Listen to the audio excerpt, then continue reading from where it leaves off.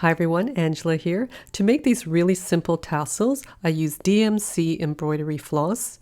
There's 8 meters or 8.7 yards in each skein, and this one I'm using is made of 100% cotton.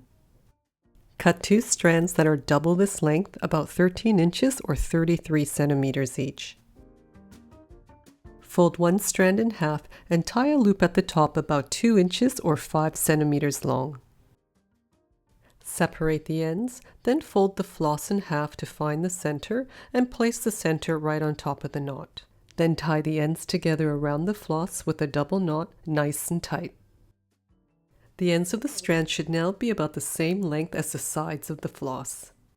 Remove the sleeves from each end, fold in half again, and pull up on the top loop.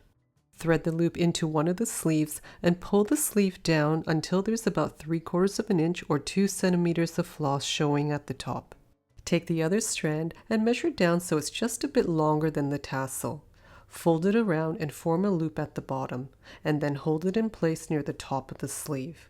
Place the shorter end out of the way and wrap the longer end clockwise around the top 5 times, pulling it tight each time and wrapping downwards.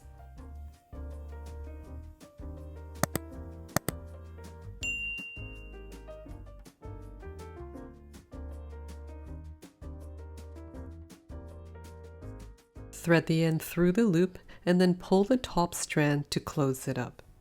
Remove the sleeve and pull on the top strand a bit more until the loop completely disappears in between.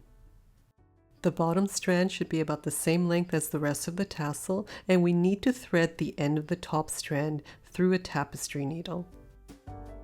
Thread the strand across the center top below the top loop and then down in between the tightly wound strands. Gently pull it through, and this strand should also be about the same length as the rest. Thread the tassel through a sleeve again and push it down to the length that you want. I like to cut it as long as possible. I use my 6-inch Kai embroidery scissors to trim the ends as they're nice and sharp.